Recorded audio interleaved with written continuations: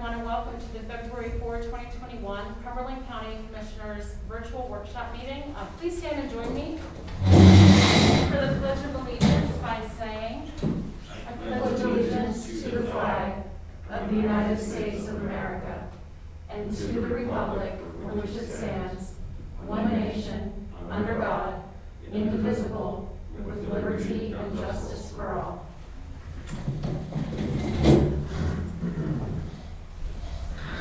I call this meeting to order at 9:02 a.m. and at this time I open up the floor to public comment.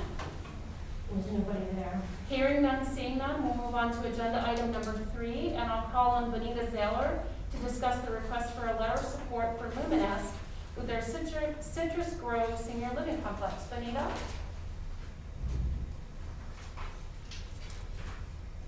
Try that again. Okay. Unmuted. Good morning. Good morning. Good morning. Hi. Bonnie Zaylor speaking, Executive Director of UMass. Hopefully you've had an opportunity to look at the documents and slides that I sent to you. Luminest is working with the Borough of Shippensburg to bring a senior affordable apartment complex for seniors age 62 and over to the borough. We've been collaborating with them since October of 2019. They prefer senior housing and also work with us on a location. We've also collaborated with the Cumberland County Housing Authority early on with Tim Whalen, more recently with Mary Kuna. If the project is approved through a competitive process, then we will likely have project-based vouchers for 8 of our residents, our seniors. It's about a $9.6 million construction project. We are requesting federal low-income housing tax credits through the Pennsylvania Housing Finance Agency, a PennHome loan, FAIR, and specifically the HTF Housing Trust Fund allocation. We will likely apply for county home dollars in the next application round. Our project will be serving seniors who are between 20 and 60% of the area median income. And our rent ranges fall within the values for folks at 20, 50, or 60% of median income. So I will open it up to you folks for any questions you may have. Do you have any questions for Benita? Okay. All right, we don't have any questions for you. Thank you so much, especially for sending all of the information you sent in advance. I think it was very helpful from what I'm hearing on this side. Thank you. Okay, thank you. Okay, next I'll call on Tammy Bender to discuss Budget Resolution 2021-5 regarding a budget adjustment for 2020. Tammy? Good morning, Commissioners. This resolution is for the DA Federal Forfeitures Fund. It's increasing expenses by $500 and revenues by $65. This is to put the 2020 budget on the books. What happened was in early 2020, we realized we had to put this fund on the books for 2019, and we never added budget for 2020. Any questions for Tammy? Thank you, Tammy. Agenda item number 5 is contracts and grants, with agenda item 5, Roman numeral 1, A through B, consisting of existing contracts, contract extensions, or addenda with no additional cost or increase to the county for drug and alcohol and MHIDD. Commissioners, do you have any questions, comments, or concerns about those agreements? No. Okay, so hearing none, we'll move on to agenda item number 5, Roman numeral 2, which consists of new contracts, vendors, services, grants, and contracts with increases and decreases to the county. And I'm going to start by calling on Christine Bowden to discuss aging and community services contracts. Christine? Good morning. The Salvation Army, Sixth Spring, and Messiah Village are all senior center contracts. The state has awarded each senior center an additional, $4,000+ for capital improvement for any, COVID pandemic funds that they may need for PPE or anything. That money is coming through our block grant for each one of our senior centers. So that's what the first three are. The contact helpline is also an additional CARES Act funding through our ADRC. The ADRC is, as I said time before, handles 9 counties. We have 9 counties within the area. The contact helpline will provide services and information to consumers in our area to help them with resources that are available to them. Any questions for Christine? Thank you. Thank you. Jamie Reber is here to discuss the agreement for children and youth. Jamie? Good morning, Commissioners. We have 3 contracts on. The first one is Community Specialist Corporation doing business as the Academy. This is a group program, residential program that deals with our females and their drug and alcohol issues. They did request to actually double the increases that we are allowing them to have this year, but I did go back and negotiate and we cut them down in half for this year. They are increasing their salaries to retain competitive and be competitive in the marketplace, rising utility and operating expenses, increases with their client food and clothing expenditures, liability insurance, and just overall operating expenses. The second one we have is the United Methodist Home for Children, a Board of Child Care program. They requested 2% increases across the board this year. They typically have a shelter program and residential programs for us to use. They are also seeing increases with their staff wages, healthcare, general expenses, utilities, food for their children, and transportation costs increasing this year. And then the last one we have is the Children's Resource Center addendum. We actually are decreasing their rate by almost 21%. They had originally come to us with a cost of $360 per exam, and then when they billed us, they actually were only billing us at $285 per exam. So that one is decreasing. Any questions for Jamie? No. Thank you, Jamie. Thank you. Next, we have 2 contracts for the Commissioner's Office, actually. And the first is with Denton's, Cohen, and Grigsby, BC's. Solicitor Brennan. Good morning, Commissioners. This is an engagement with a law firm that will assist with matters involving CAT as you're going forward. It's already been approved by Judge Guido under the county code, which is required. And I believe you'll be taking action on this Monday. Any questions? Thank you. Okay, and the second is with the Cumberland County Housing and Redevelopment Authority. This is an agreement for them to manage the Emergency Rental Assistance Grant Program. You will also be taking action on Monday. Their program is expected to begin on March 1st. So they'll have plenty of time to get all of the, everything ready to go to start that on March 1st. Any questions about the agreement? Okay. Are we feeling confident with the one on March 1 start? They've actually been planning this for quite some time.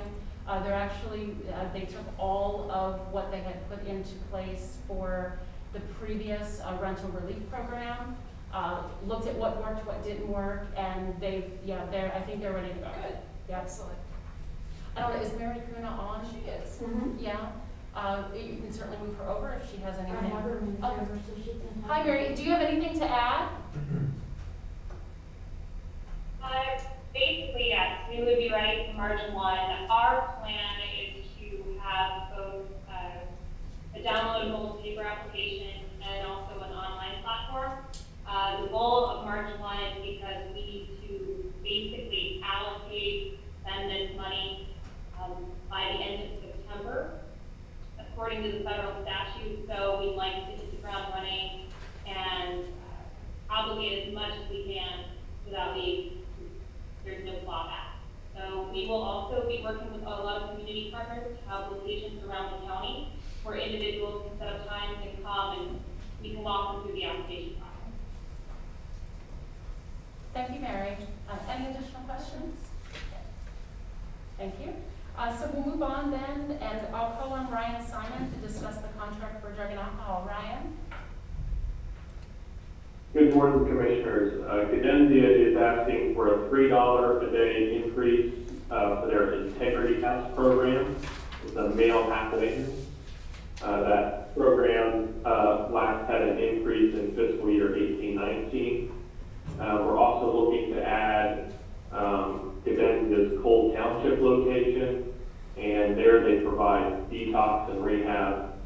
And for detox, they're asking $260 a day, and rehab, they're asking $217 a day. Any questions? Okay, no questions. Thank you, Ryan. All right, we'll move on then to Liquid Fuels Finance, and call on Kirk Stoner to discuss the contract. Kirk? Good morning, Commissioners. This is a change order for the Orrs Bridge project. It incorporates costs that the contractor incurred in responding to the COVID-19 pandemic, including daily cleaning of offices and bathroom facilities. The amount is at $10,813.61. Any questions for Kirk? All right, thank you, Kirk. I'll next call on Sue Carbone to discuss the agreements for mental health and intellectual and developmental disabilities. Sue? Yes, good morning, Commissioners. The first contract is a mental health contract. It is for Aurora Social Rehabilitation Services. It is an increase of $60,679. The increase is due to a contract extension to June 30th of 2021. The second contract is for Keon Enterprises. It is for intellectual and developmental disabilities.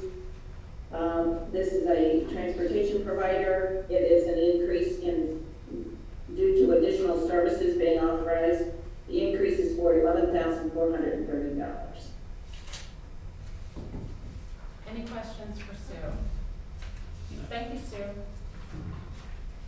Next, Travis Shank will discuss the contract for the prison. Travis? Morning, Commissioners. This is the prison's annual agreement with the Pennsylvania Chiefs of Police Association, which covers the maintenance and service of CPIN and live scan instruments used in our central booking center. The agreement cost for 2021 is $13,000, an increase of $2,400 from 2020, a cost of $10,600. The increase is because last year the maintenance cost was prorated due to the juvenile live scan CPIN machine was just purchased, and they gave us a discounted price for 1 year, and then we returned back to $6,500. We have 2 live scan machines for. Any questions? Okay, no questions. Thank you very much. Thank you. Okay, so next we have Claudia Garner to discuss the grants for public safety as well as the South Central Task Force Agreement. Claudia? Morning, everyone. Public Safety is seeking your approval to apply for the Radiological Emergency Response Fund grant, in which we'll be eligible for an amount up to $21,489. This has a performance period of July 1 of 21 through June 30 of 22. As you may recall, the RER grant provides funding to develop and maintain comprehensive emergency response plans and capabilities for the predefined areas surrounding TMI, which part of Cumberland County falls into that. As part of our application, a budget work plan will be attached and outlined with planned expenses. The eligible grant amount is a decrease of $629 from last year. However, it does remain in line with our average 10-year amount of $21,500. Given the shutdown status of the plant and the diminished threats and hazards off-site, this will likely be the final year for this grant opportunity. And the grant is submitted through the e-grant system and due by February 15th. sorry. The other grant is for the 21-22 Hazardous Materials Response Fund, known as the HMRF grant. That is state funding through FEMA. We apply for this each year as well. The amount of the funding awarded will be based on the availability of funds in the HMRF program at FEMA, and that will be determined later in the year. It will have a performance period of July 1, 21 through June 30, 22 as well. And our 7-year average of that grant award amount has been in the $40,000 range. The funding from this grant is used to enhance the planning and training and response capabilities of our hazmat team and the program. Along with the grant application, each county has to submit a hazmat assessment, and the state uses that information to evaluate the capabilities and limitations of all the hazmat teams and programs in the state. And that was also due by February 15th. Any questions on those two? Okay. Bob? Good morning, it's Bob. I'm going to do the South Central Task Force Mutual Aid Agreement. This basically updates the current agreement that's been in place since 2004. It does add Schuylkill County as the 9th county in the South Central Task Force, along with Adams, Dauphin, Franklin, Lancaster, Lebanon, Perry, Norton, and Cumberland. This is an ongoing realignment of some of the regional task forces with FEMA. East Central Task Force has basically dissolved and moved into the other task forces. Montour, Columbia, and Northumberland went to North Central. Wyoming and Luzerne have went to Northeast. Berks to Southeast, and then Schuylkill to the South Central. It does align with our current working relationship with Schuylkill, as they do border Dauphin and Lebanon counties and have shared several of our task force systems and been a working partner with the counties for some time. The updated agreement does formalize this for the ability to have FEMA direct any of the Schuylkill Homeland Security grant funding to the South Central Task Force. So currently they've been doing theirs on their own, but that will realign that and they'll be included in South Central like the other 8 counties have been. Commissioners, Any questions? I'm sorry, Bob. Commissioners, you're going to see a resolution adopting this agreement at your Monday meeting. It's because this is an intergovernmental cooperation arrangement, you're to approve it by resolution. When you approve the resolution, it makes the agreement self-executed by you. So that's the only action you'll need on Monday. Thank you. Okay. Thanks, Lou. Thank you both. We'll move on then to Justin Miller to discuss the contracting grant for recycling and waste. Justin? I like the background, by the way. It's very appropriate. Thank you. Good morning, Commissioners. So both of these bullet items are related to establishing our 2021 Household Hazardous Waste Disposal Program plans. The Department of Ag, they bid out for a hazardous waste contractor for their 10 suite program. When they bid that, they included a component for the contractor to bid on pricing for items typically collected in household hazardous waste events. And then in partnership with DEP, they allow counties to piggyback on that contract to do their events. In doing so, the Department of Ag agrees to pay for all pesticides collected. So there'll be a letter, we need to send them a letter saying that we want to piggyback, and they will pay up to $20,000 for pesticides received during our event. The second document is the Department of Environmental Protection application for registration. That makes us eligible for 50% reimbursement of the remaining costs of the program. So real quickly, what we're looking at in 2021 are 4 events: Thursday, April 15th, Saturday, June 5th, Saturday, August 21st, and Thursday, October 28th. Based on the current contract pricing and our historical averages from our events, estimating the total program would cost about $142,000. Department of Ag would pick up $17,600. DEP would pay $62,500. And then with our user fees, estimating about $51,000 at the 30 cents a pound. And finally, with our $20,000 sponsorship on advanced disposal, we come very close to breaking even, which is our goal for this program. Any Any questions? questions? For Justin? Sounds good. Thank you, Justin, that's very helpful. Thank you. Okay, agenda item number 6 is discussion of capital project requests. We'll start with facilities with Brent Durham, and then Brent is also actually going to be discussing the next capital project request for public safety as well. Brent? Good morning, everyone. The first request here, we're seeking permission to replace carpet in 3 areas of the courthouse east wing. The areas being the sheriff's department portion that's in the east wing, clerk of courts, and the control department. The existing carpet is extremely stained in areas. It's been patched in other areas with non-matching carpet, and there are a few areas where it's rolled and it's becoming a trip hazard. We've actually already replaced a small area of carpet that became a dangerous trip hazard. We've checked our records back as far as 22 years, and we've determined that this carpet is older than that. I also believe that at this point, all the other areas of the courthouse that have this exact carpet has been replaced.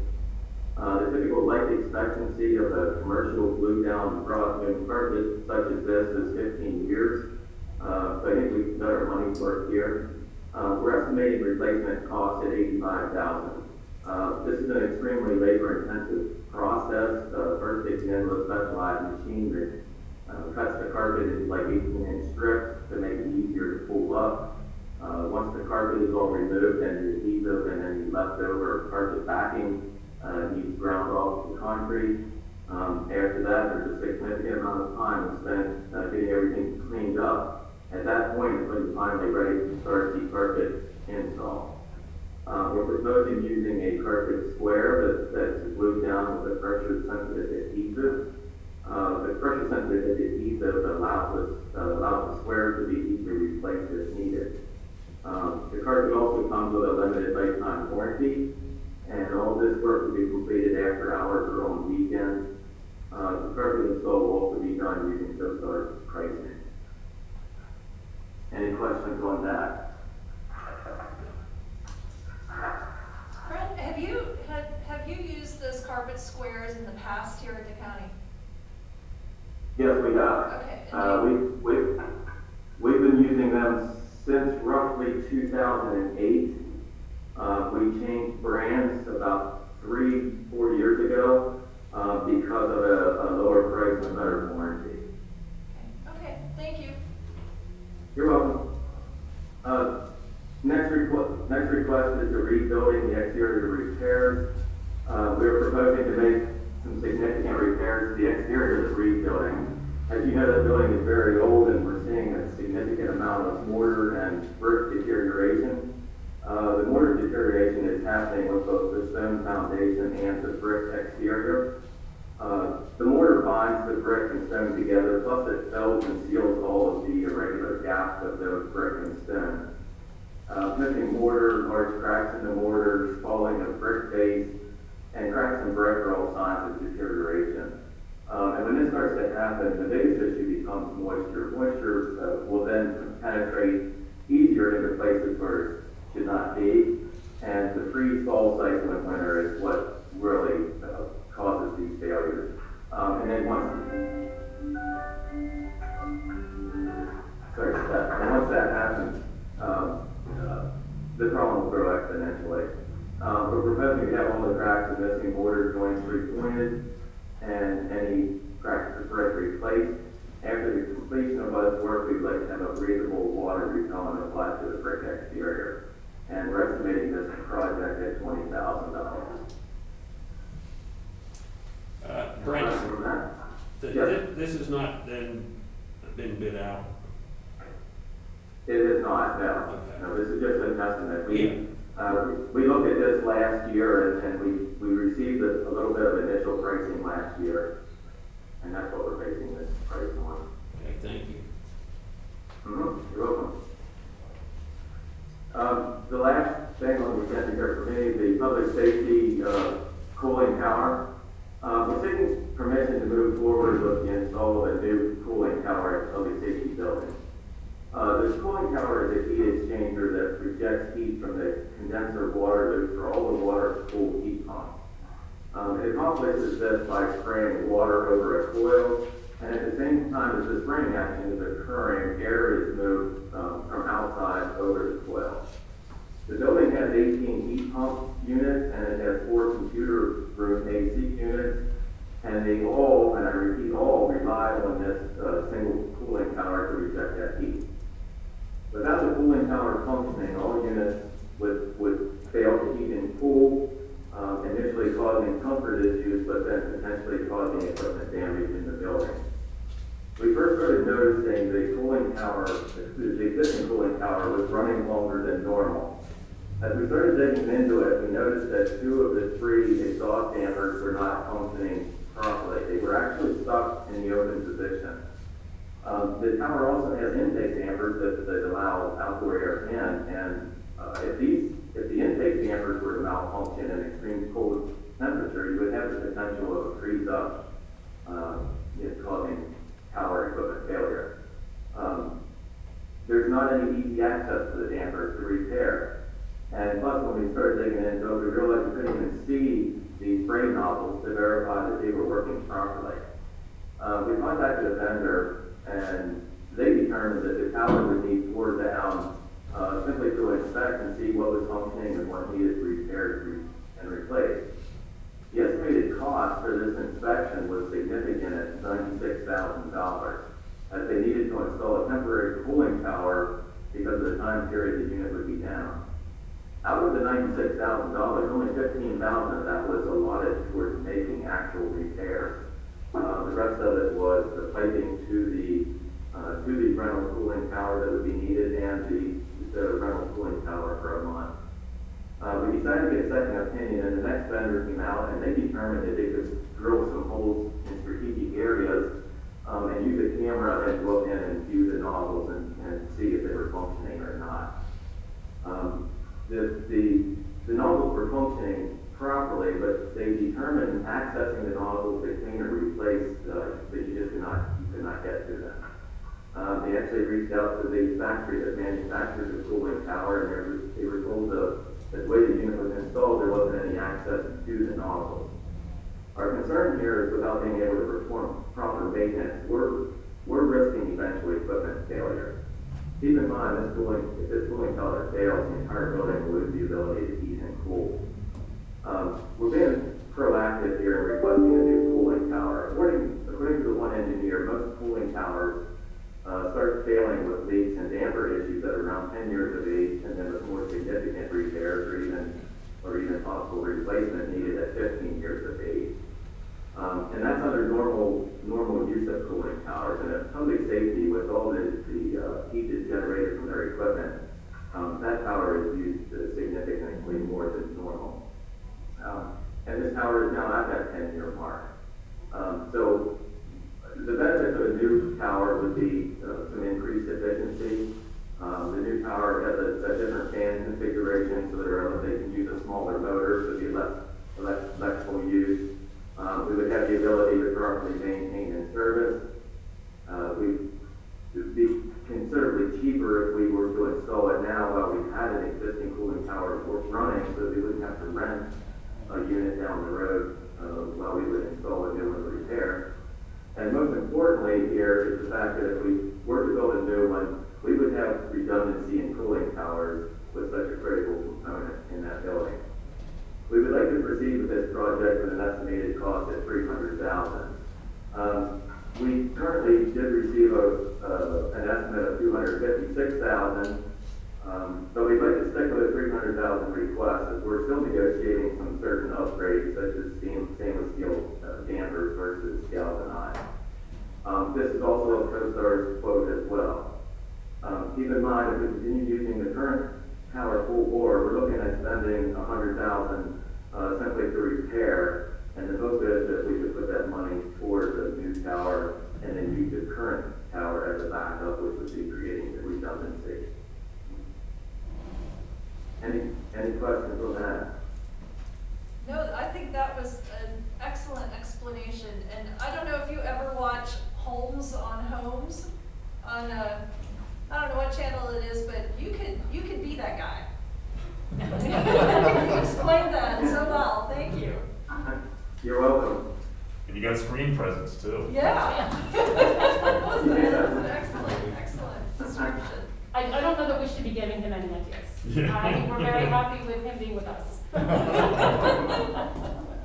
Thank you, Brent. Thank you. It was very helpful. Thank you. Have a good day. Okay, so next we'll move on to agenda item number 7, and I'll call on Commissioner Fauci to discuss the local emergency planning committee appointment recommendation, and then also to continue on with agenda item number 8, which is a resignation from the same.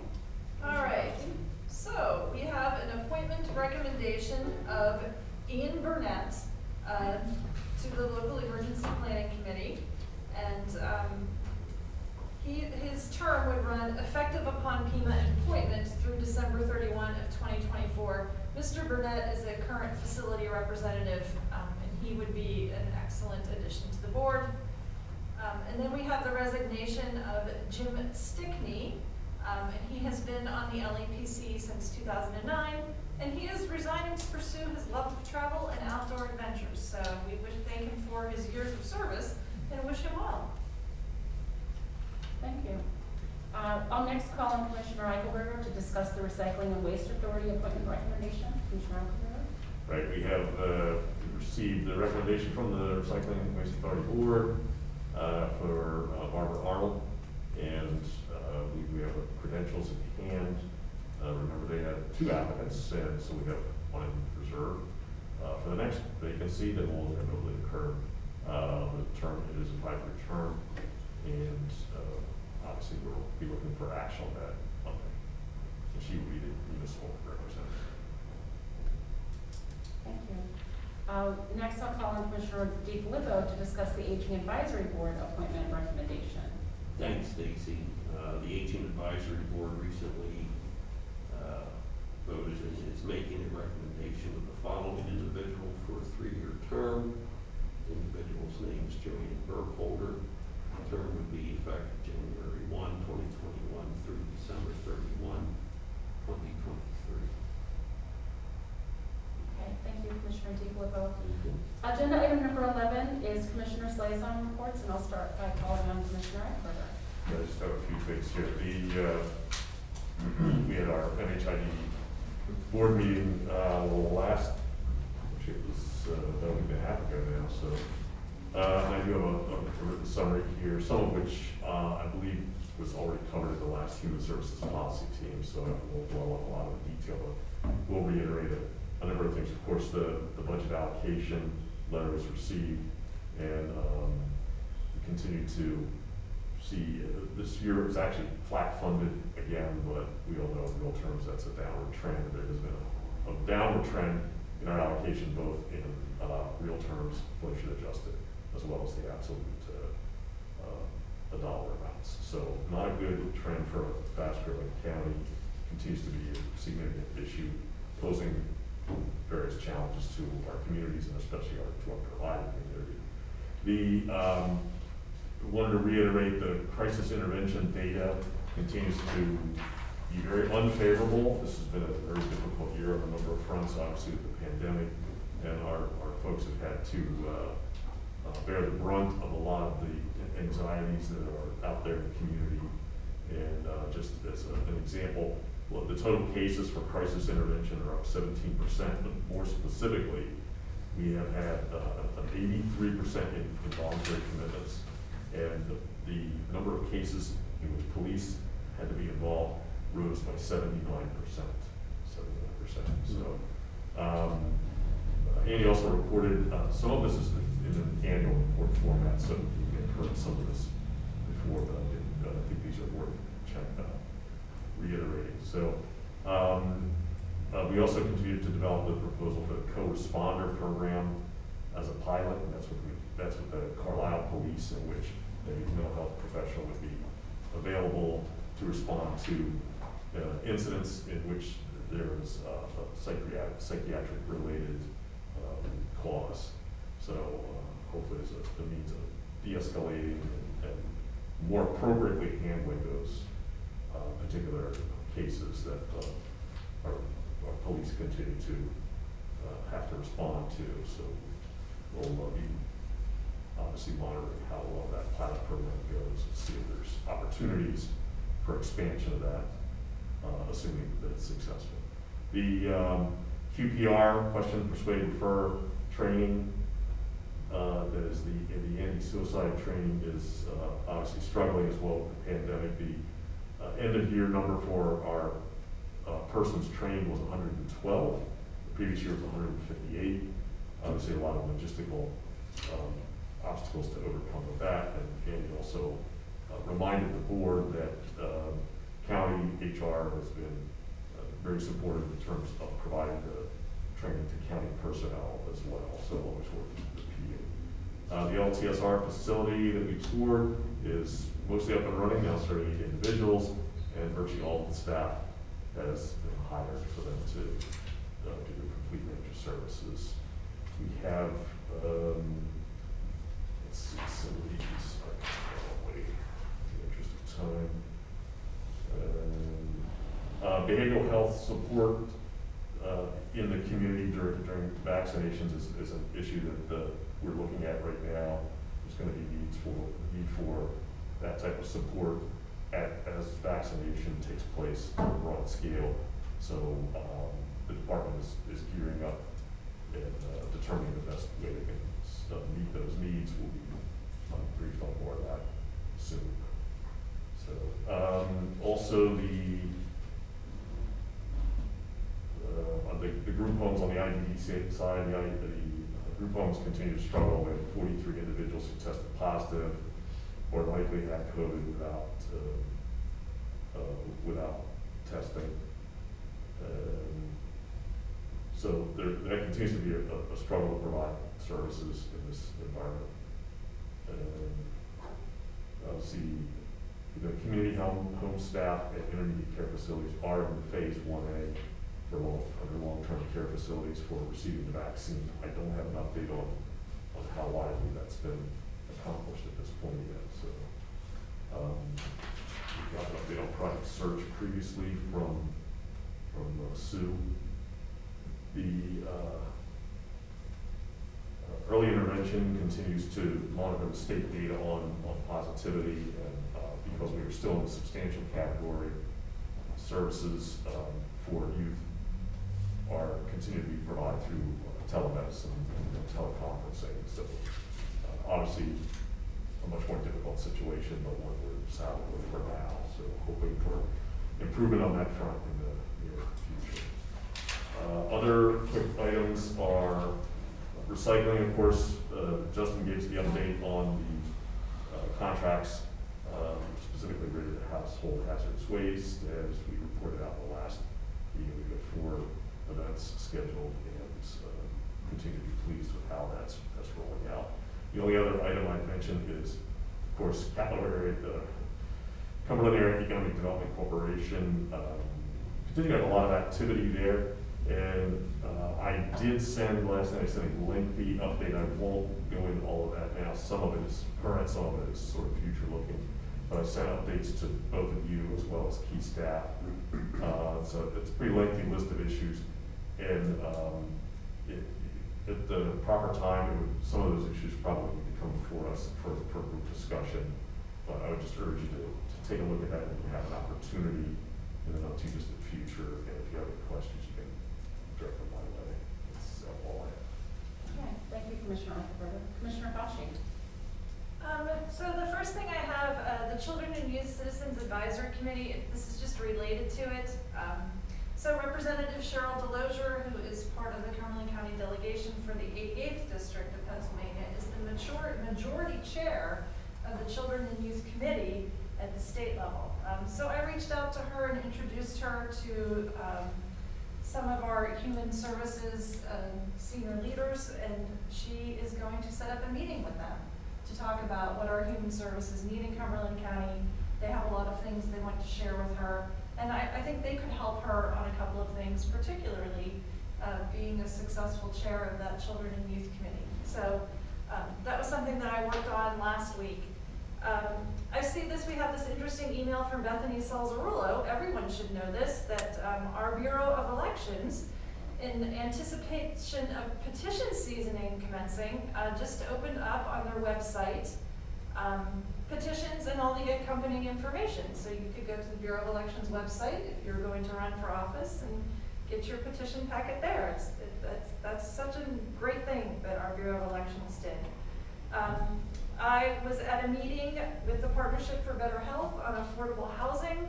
Representative Barb Gleim was also at that meeting, and she did make a comment that for the past 3 years, she's been going to appropriations and asking for a change in the formula for how vouchers are given for our IDD residents.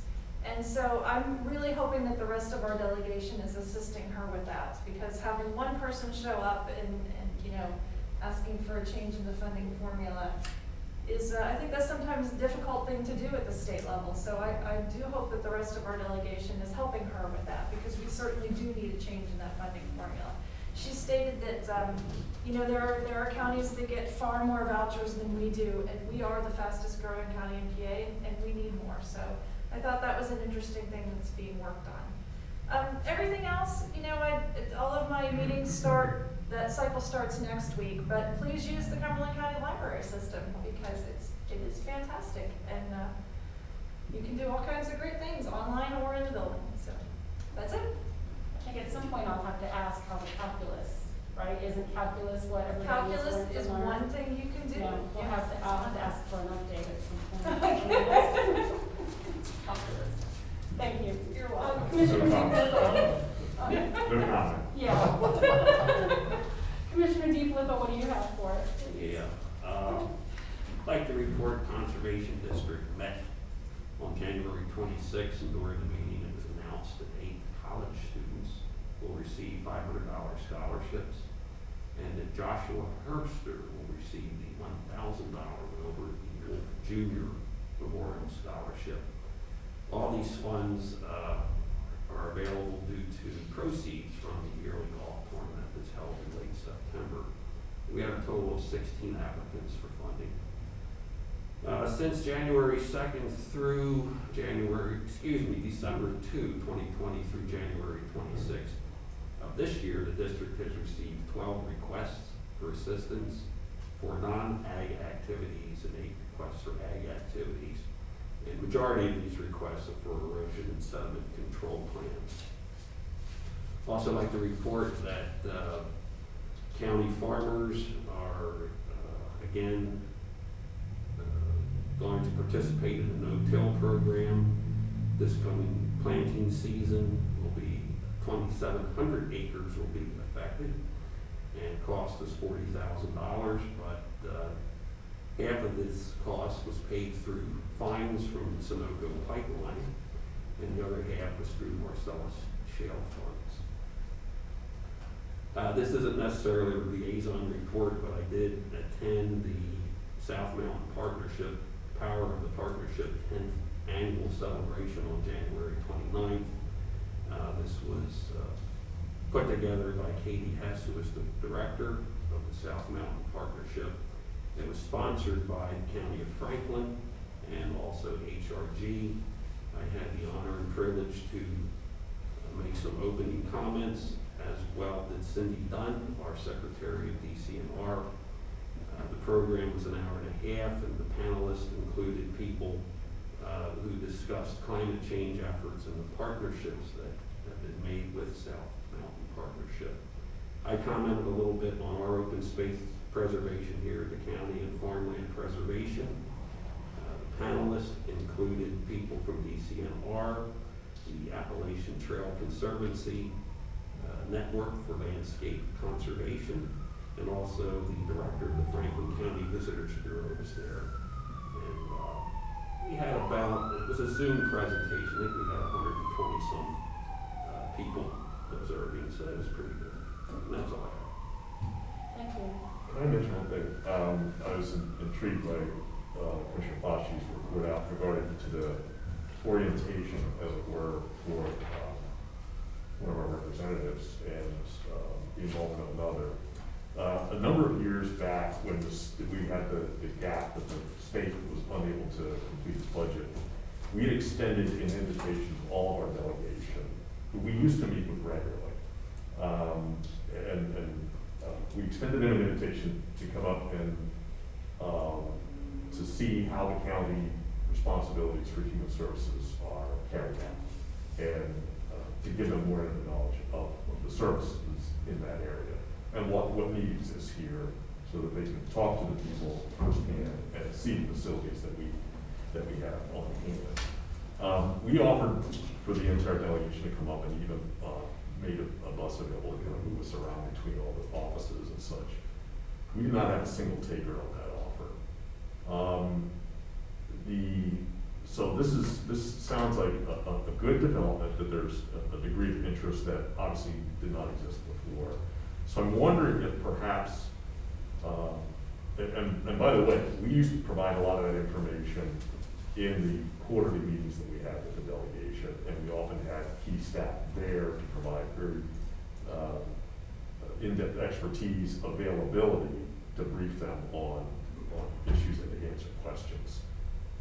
Those meetings went by the wayside, and for reasons I won't go into. And I think it was a real loss for our delegation in terms of understanding this huge component of what county government and state government is responsible for. I would suggest that perhaps we broaden the scope of what you proposed here with Representative Delozier, and perhaps extend that invitation again to the entire delegation, maybe not as a consolidated type of thing. She has specific responsibilities as a chair that she may need more in-depth knowledge, but I would like to see us make another effort to engage the delegation. If they don't want to meet with us, that's fine. They're clearly unhappy that we asked them for money, which is what makes these things go. So, but just in terms of their ability to do their jobs better, to understand the issues involved, I think it would behoove us to at least extend the invitation to all of them to have some type of orientation day or half-day event in which they could talk to our people, look at the caseloads, ask questions about how services are provided. It's big, it's complex, and it certainly would hurt for their perspective to know what's going on in their communities on this front, in which our county has historically been underserved for many decades now. So I guess my plea is, could we possibly at least extend an invitation to the entire delegation to either do it collectively or even individually, and provide them some opportunities to engage with our human services people. Yeah, I think it's a great idea, and one of the things that I noticed last night on Representative Delozier's Facebook page is there's a video of her talking about the governor's budget proposal. And I will tell you that I agree with her when she says that, this is he's asking for an 8% tax increase, and that there are people in her district that can't afford the basics of life, let alone an 8% tax increase, which is a conundrum. And at the same time, here at the county level, we're serving that population, and we're not receiving enough money federally or from the state to do that job. It is a struggle all of the time, and there are a lot of pressures, particularly in 2020, significant pressures on what we do. So I'm happy to extend an invitation to everyone, and I think it's good. I don't need to be there when Representative Delozier meets with Human Services. What is important is that they have that communication with her. I think that's a great idea. I think they can make room for you if you felt that it would be helpful to be there. It seems that they work with the photographers, so Commissioner. Yeah, no, and that's, I'm happy to be there, I'm happy to not be there. I certainly don't want to impede progress. I do think there are some solutions to the tax problems in Pennsylvania. Those sometimes are political footballs. I do think that closing that Delaware tax loophole could really bring some money in for our human services. Having our delegation here to see the struggle that's really going on and what we provide might help to guide them into a direction where a tax increase doesn't hurt the people that it shouldn't hurt, right? It can't hurt individuals, but we certainly could be taxing in a different way and handling things differently to help those people that really need those services. I don't pretend to know the solution or the right tax combination or whether a tax increase is part of that or not, Yeah. but Yeah, you know, I that's think their it's job to information. sort that Yep. out, but they certainly, part of the job is to know what the demands are and be able to prioritize, so, that's all I do. Yeah, well, I will do that. Thank you. Okay, thank you. I would like to report there were executive sessions held on January 25, 2021 at 2:15 p.m. regarding real estate and personnel, and also on February 3, 2021 at 9:30 a.m. regarding personnel. Is there any additional business that needs to come before the board today? Hearing none, we'll adjourn.